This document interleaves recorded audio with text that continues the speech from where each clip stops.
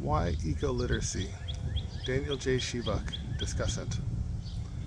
I offer this presentation from the Appalachia and Allegheny Interior Forests bioregion, the borough of State College in the U.S. Commonwealth of Pennsylvania, homeland of the Erie, Haudenosaunee, Lenape, Shawnee, Susquehannock, and Osage nations, the traditional caretakers of this land. Diverse human and non-human beings continue to call this place home, to live in music here in distinct and life-affirming ways. In many cases, land acknowledgements have become trivial, a step in music education scholarship's ongoing progress, and unsustainable pollution of stolen soil and water. It is my hope that eco-literacy, as it continues to spread beyond my own limits, rather than being mindless steps in a business-as-usual praxis of academia, may help open scholars' eyes to the profoundness of this ecological history and future of specific places. In this conversation, I address the question, why eco-literacy? For the music education profession, simply put, the word ecology refers to relationships between such things as animals, plant life, and geographic places. In the seminal critique, Rachel Carson called ecology, quote, the web of life. Life is interconnected and, to the extent that musicking happens, it happens along the strands of that web, life to life. Neither musicians nor educators are separate from the web of life.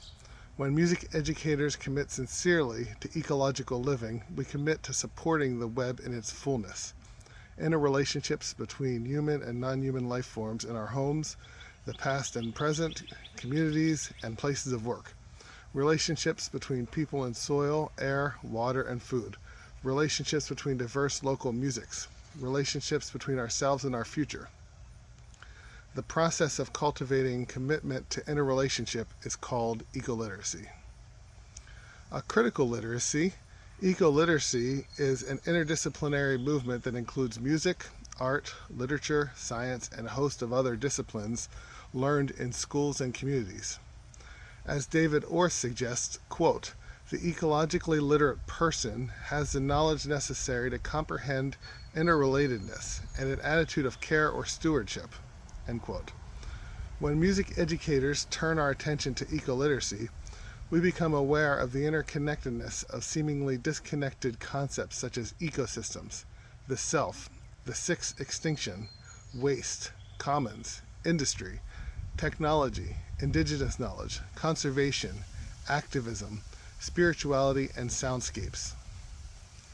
Eco-literate music pedagogy, then, provides a practical philosophy for understanding and acting as music teachers and learners in small ways to heal the global climate crisis. Previous philosophies in music education, such as praxialism and aestheticism, have not been explicitly ecologically literate. Has this prevented them from being relevant to the multiple environmental crises that have come to define what it means to be human in the 21st century? Not in theory, but in practice, music education scholars have been, save a few instances, silent to ecology, to ecosystems, to life. In 2015, when I published my first paper on eco-literacy in music education, I began to ask myself, as a self-professed praxial educator, how might praxialism contribute to the well-being of humans facing the prospect of multiple global ecological crises? Can music education truly matter?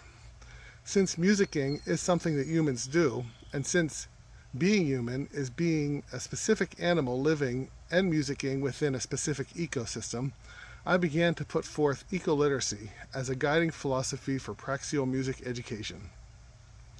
From that initial paper, I clarified the nature of musicking provides meaningful insights into ecological crises in many ways. 1.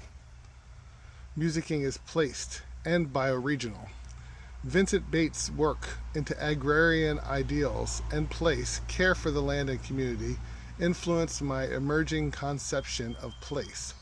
Following Bates' insight, I suggest, rather than aiming to create mobile world citizens who perform interchangeable musics, genres, ensembles, and repertoire, the aim might be to create virtuous local citizens, grounded in their local cultures and enacting local music in school and community. Each person's bioregion is perhaps the best place to begin nurturing ecological consciousness. 2. Musicking can help us understand indigenous knowledges and spirituality, both of which might provide context. In the Appalachian bioregion where I live, many indigenous communities have and continue to cultivate human relationships with the land and fight in defense of Mother Earth. Within the context of African indigenous knowledge systems, Clemente Aberquois shared examples of song texts that both honor Mother Earth and, quote, seek to protect the environment from abuse, end quote. 3. Instrument making as an ecological praxis emerged from my historical research of the leader of the child-centered music education movement during the 1920s and 30s, Sadis Coleman. Koji Matsunobu also shared how instrument making in Japanese shakuhachi is a holistic and organic music praxis, connecting the musician and student to specific bamboo trees in their ecosystem. 4. Finally, the concept of spirituality emerged as connected to place, indigenous knowledge systems, as well as instrument making systems of Coleman and Matsunobu. An eco-literate praxis is an expansion of consciousness, striving for greater integration, transcendence, and consciousness. I understand this consciousness expansion initiative as the definition of spirituality.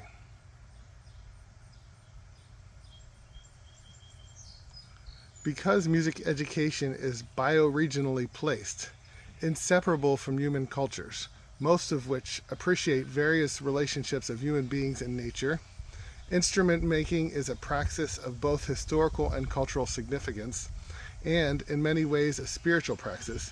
Eco-literacy provides insight into our field, the nature of musicking, the types of institutions that might work well, and the human people who teach and learn musics that other philosophies seem to not.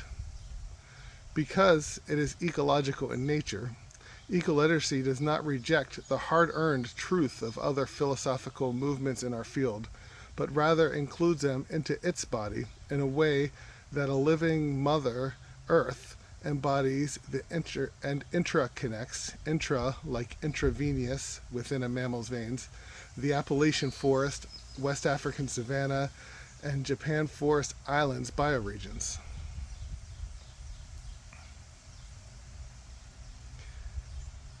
It may be that, through eco-literacy, old borders between aesthetic and praxial music education can be understood and integrated into a broader vision, one that is relevant to the greatest challenges humanity faces in the 21st century.